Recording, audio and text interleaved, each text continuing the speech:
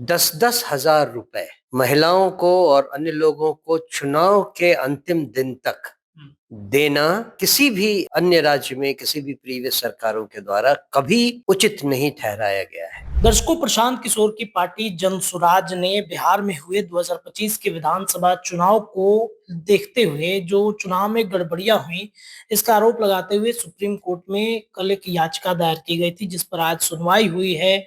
जिस पर आज सुप्रीम कोर्ट ने कई तरह की बातें कही हैं। उन्होंने जिस तरीके से प्रशांत किशोर की पार्टी को लेकर कहा कि आपके एक भी विधायक नहीं जीते, आपको वोट कितना मिला है, क्या आप सिर्फ लाइमलाइट के लिए आए हैं, चुनाव के बाद ही आपको क्यों याद आया।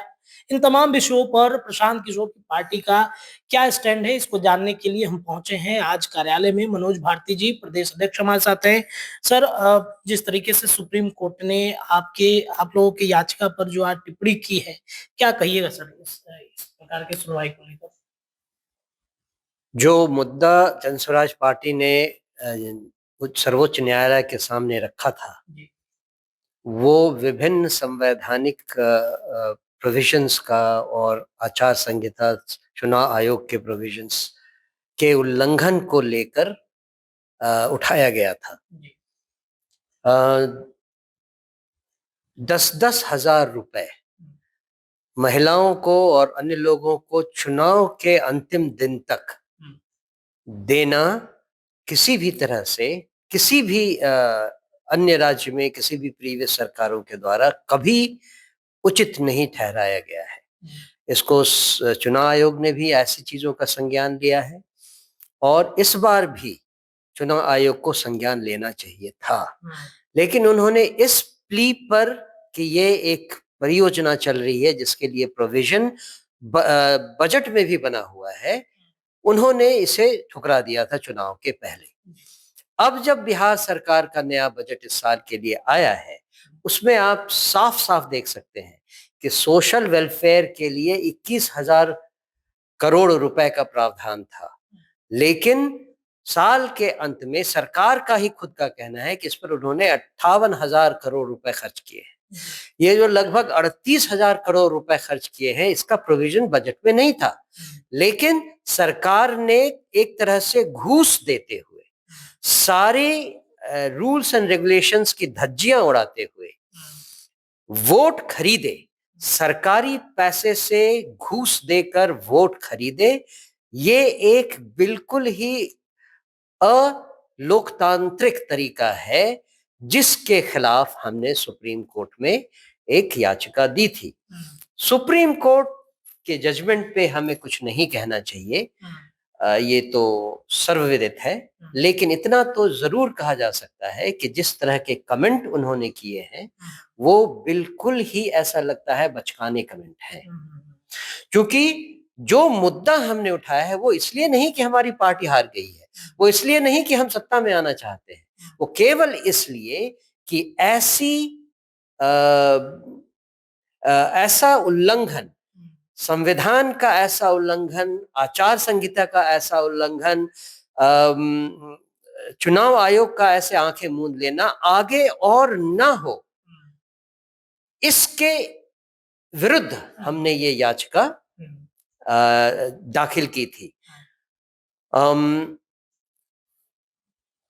ये मुद्दा ही ऐसा है कि कोई इंडिविजुअल पर्सन, कोई इंडिविजुअल एनजीओ और ऑर्गेनाइजेशन या एक राजनीतिक दल, उसका चाहे कोई भी अस्तित्व हो या नहीं हो, वो इस मुद्दे को उठा सकता है, क्योंकि ये बिल्कुल ही लॉजिकल संवैधानिक मुद्दा है। उन्होंने कहा कि वैसी पार्टी जो हार गई पार्टी, जिनके ना तो विधायक है ना तो कुछ है, उनके कहने पर क्या हम ये जांच करेंगे? आप हमारे कहने पर थोड़ी ना जांच कर रहे हैं, हमने एक मुद्दा उठाया है, आप उस मुद्दे की सच्चाई और उसकी लीगैलिटी पर बहस कीजिए, उस पर आप अपने कमेंट दीजिए। ये पेरिफेरल इश्यूज पे कमेंट देने का क्या मतलब है? ये तो बेसिकली मुद्दे से भटकना और भटकाना है। अगर आपको और कुछ नहीं कहना था तो केवल इतना कहते कि ये मुद्दा हमारे संज्ञान लेने लायक नहीं है, इसे पहले हाईकोर्ट में ले जाइए। लेकिन उसके साथ जो तरह तरह की टीके टिप्पणियां की गई हैं वो बेबुनियाद और बकवास है, इतना कहने में कोई हर्ज नहीं। तो अब आप लोग क्या कीजिएगा? आप तो सुप्रीम कोर्ट से भी इस तरीके के नहीं, तो सुप्रीम कोर्ट ने तो डायरेक्शन दिया है कि आप हाई कोर्ट में जाइए और हम अपने लीडर्स के साथ, अपने नेताओं के साथ, अपने कार्यकर्ताओं के साथ बातचीत करके फिर इस मुद्दे को लेकर आगे चलेंगे। और अगर सबकी राय हुई कि हाई कोर्ट में भी जाना चाहिए तो हम हाई कोर्ट में जरूर ले जाएंगे इस मुद्दे को। इस तरीके के ये अंतिम प्रश्न होगा। इस तरीके की लगातार जिस तरीके से बातें हो रही हैं, उधर ममता बनर्जी भी इन तमाम चीज़ों को लेकर के काफ़ी ज़्यादा हमने देखा कि कोर्ट में उन्होंने भी बहस वो किए हैं। अन्य राज्यों में भी चुनाव है, तो क्या आपकी पार्टी को लगता है कि अन्य जगहों पर इस तरीके की चीज़ें हो जाएँगी, बिहार के बाद भी? वोट चोरी का जो शेर के लोग मुंह में जब खून लग जाता है तो वो आदमखोर हो जाता है। बात इतने से ही समझी जा सकती है। बिहार में उन्होंने एक नए तरह का प्रयोग किया और देखा कि ये प्रयोग तो सफल हो गया। अब उनके मुंह में खून लग गया है, इस शेर के मुंह में खून लग गया है। अब वो आदमखोर हो जाएगा। आगे क्या क्या करेगा ये तो आने वाला समय बताएगा। अच्छा, एक ये प्रश्न है, बंगाल चुनाव है, इसके बाद कई जगहों पे चुनाव है, क्या आपकी पार्टी भी उधर रुख करेगी अन्य राज्यों में? इसकी इसकी चर्चा हम अपने नेशनल एग्जीक्यूटिव में नेताओं के साथ करेंगे, तभी हम इसके बारे में कुछ निर्णय लेंगे। चलिए, बहुत शुक्रिया सर बातचीत करने के लिए। तो मनोज भारती सर थे हमारे साथ और इन्होंने सुप्रीम कोर्ट की जो टिप्पणी आई है, उस पर क्या स्टैंड है जनसुराज का, क्या प्रतिक्रिया है, इसको लेकर के आज हम बातचीत करने के लिए कार्यालय में पहुंचे थे। न्यूज़ी के लिए पटना से मैं रत्नेश ये रिपोर्ट दे रहा था। इस रिपोर्ट पर आपकी क्या राय है? अपनी राय रखिए। बहुत-बहुत धन्यवाद।